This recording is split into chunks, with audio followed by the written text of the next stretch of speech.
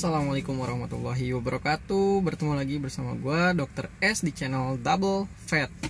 Udah lama kayaknya gue nggak bikin podcast, baru sempat lagi bikin sekarang. Ini juga ya mumpung lagi ada waktu luang, mungkin setengah jam lagi kayaknya, sambil nunggu ngecek gitu ya. Jadi untuk podcast kita kali ini akan menjawab penting gak sih probiotik itu dalam pemberiannya itu untuk breeding atau pemeliharaan burung. Nah, jadi kita harus bedain dulu, ada probiotik, ada prebiotik, dan ada antibiotik. Nah, itu diantaranya yang biasa kita dengar. Mulai dari probiotik dulu, atau antibiotik dulu deh. Antibiotik itu biasanya kan obat tuh, antibiotik pasti ada tulisannya harus dihabiskan terus dalam waktu 5 hari atau 7 hari. Nah, antibiotik itu apa? Jadi antibiotik itu adalah zat atau obat untuk membasmi atau mematikan atau mematikan sih, untuk mematikan bakteri atau mikroba. Jadi mau bakteri baik mau bakteri jahat, kalau dikasih antibiotik mati semuanya gitu. Lalu apa bedanya dengan probiotik? Kalau probiotik itu adalah mikroorganisme yang memberikan manfaat bagi inangnya. Inangnya itu maksudnya individu yang mengkonsumsi probiotik tersebut. Contohnya apa? Misalkan mikroorganismenya itu bisa dari bakteri, bisa dari fungi juga. Fungi itu ragi, jamur ya gitu. Jadi ada beberapa yang berasal dari bakteri, misalnya banyak kita kenal kayak Lactobacillus, Streptococcus, terus apa lagi? Ya itu mungkin diantaranya. Terus kalau misalkan dari ragi atau jamur itu ada Saccharomyces gitu. Saccharomyces, ada Streptomyces, itu dari jamur. Sorry, apa gue matiin? Nah, oke, lanjut aja ya, nggak apa-apa itu. Notif WhatsAppnya lupa dimatiin. Oke, jadi itu tadi mikroorganisme yang memberikan manfaat. Lalu apa yang dimaksud dengan prebiotik? Nah, prebiotik ini adalah dalam tanda kutip makanan dari probiotik. Makanan dari probiotik itu misalkan bahasa Indonesianya itu prebiotik itu kayak apa ya, disebut serat pangan gitu. Jadi sama individu itu di saluran cernanya itu tidak bisa dicerna. Jadi memang yang bisa mencerna prebiotik ini hanya probiotik gitu. Jadi ya itulah simpelnya itu makanan untuk probiotik gitu. Jadi perlu nggak pemberian probiotik untuk burung di pakan atau di air minum? Sebetulnya mungkin saat ini perlu, bukan saat ini. Untuk pencegahan itu perlu. Jadi lebih baik kita memberikan probiotik atau prebiotik dibandingkan kita harus mengobati dengan pemberian antibiotik. Kenapa? Karena dalam usus itu banyak bakteri-bakteri, baik bakteri yang normal hidup di usus seperti Escherichia coli, terus apalagi yang lainnya ya, lupa gua. Nah gitu. Nah seperti itu. Terus ada lagi bakteri jahat yang mungkin memang akan menyebabkan gangguan pada burung gitu. Nah, dengan pemberian probiotik ini, bakteri-bakteri yang jahat atau agen-agen penyakit yang dapat menyebabkan penyakit ini dihambat pertumbuhannya. Dihambat pertumbuhannya itu bisa dari hasil metabolisme si probiotik ini membuat pH di dalam ususnya itu tidak sesuai untuk agen patogen ini, agen atau bakteri jahat ini untuk berkembang gitu. Nah, bisa jadi seperti itu. Terus bisa jadi juga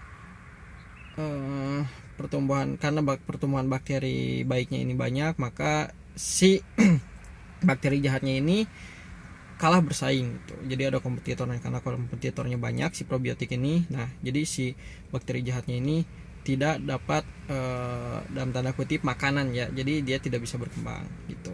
Nah, itu makanya rutin nggak apa-apa dikasih, karena probiotik ini juga bagus digunakan tiap hari atau minimalnya itu seminggu 1 atau 2 kali. Kenapa? Karena beberapa probiotik ini bertahan di dalam usus bisa sampai 7 sampai 14 hari gitu. Nah, terus kalau misalkan ada probiotik yang diberikan ke air minum itu gimana? Nah, biasanya probiotik yang diberikan pada air minum ini hanya bertahan 2 sampai 3 jam saja. Tapi jangan khawatir, selama 3 jam itu maksimal si burung pasti minum air itu kan. Nah, minum air itu probiotiknya masuk. Nah, kalau probiotiknya udah masuk, itu bisa bertahan sampai 14 hari menjaga burung dari dalam. Kayak gitu. Jadi nggak usah khawatir walaupun cuma 3 jam doang nih gitu kan. Nah, selama 3 jam burung pasti mandi, minum kayak gitu. Nah, itu aman jadinya. Nah, setelah masuk ke usus kan itu memang habitat dari bakteri baiknya ini. Jadi dia bisa tumbuh, bisa mendapatkan makanan di dalam usus itu, makanya dia bisa berkembang lebih banyak. Nah, akhirnya dia bisa bertahan sampai 14 hari.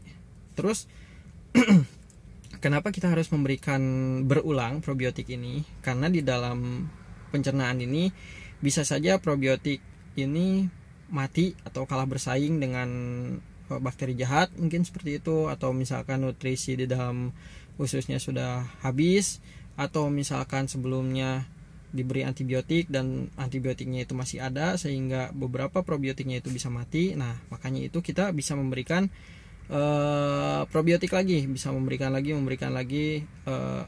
pembaharuan lah gitu. Jadi pembaharuan probiotik ini di dalam pencernaannya. Jadi selain nutrisi, vitamin, protein, karbohidrat dan lain-lain, probiotik juga cukup penting untuk diberikan. Oke. Selain itu juga probiotik bisa membantu metabolisme gitu. Jadi membantu metabolisme, dia bisa membantu memecah makanan yang masuk itu menjadi lebih sederhana. Kalau misalkan udah bentuknya itu lebih sederhana, nutrisi yang masuk itu lebih mudah di dalam usus itu karena lebih partikelnya atau bentuknya itu lebih kecil. Jadi di usus itu lebih mudah diserap ke dalam tubuhnya, seperti itu ya.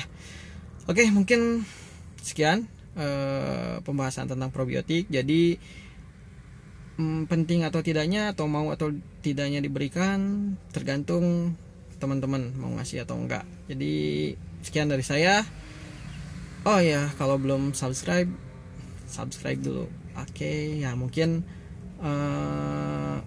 ini podcast terakhir saat saya di Indonesia gitu. Jadi mohon doanya karena ini nunggu mau swab test COVID-19, dan doakan negatif. Kalau misalnya negatif, insya Allah lusa saya berangkat ke Saudi Arabia untuk kembali bekerja menjadi dokter hewan setelah beberapa bulan cukup lama menganggur gitu kan ya. Jadi mohon doanya, semoga kalian suka dengan videonya. Jika dirasa bermanfaat, silahkan di like, subscribe, share, atau misalkan ada koreksi dari yang lebih paham misalkan mengenai probiotik, mohon disampaikan koreksinya dengan baik dalam kolom komentar. Oke, sekian dari saya. Wassalamualaikum warahmatullahi wabarakatuh.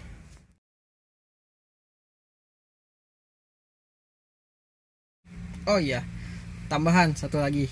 Kapan baiknya probiotik itu diberikan? Apakah dalam keadaan burung sehat, sakit, atau seperti apa? Nah, jadi probiotik itu sebaiknya diberikan pada saat burung dalam keadaan sehat. Kenapa? Karena jika burung dalam keadaan kurang sehat atau sakit, itu malah bisa menjadi penyakit baru gitu kan. Nah, karena kondisinya ngedrop, bisa jadi overpopulasi, itu bakteri yang tadinya baik bisa menjadi jahat.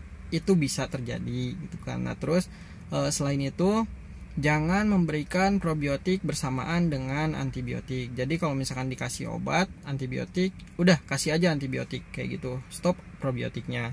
Nah, kenapa? Karena probiotik ini juga bisa mati dengan antibiotik gitu. Jadi tadi disebutkan bahwa antibiotik ini mematikan bukan hanya bakteri jahat, tetapi juga bakteri baiknya. Seperti itu. Oke. Jadi berikan probiotik pada saat burung sehat sebagai tindakan pencegahan. Oke, sekian. Bye bye.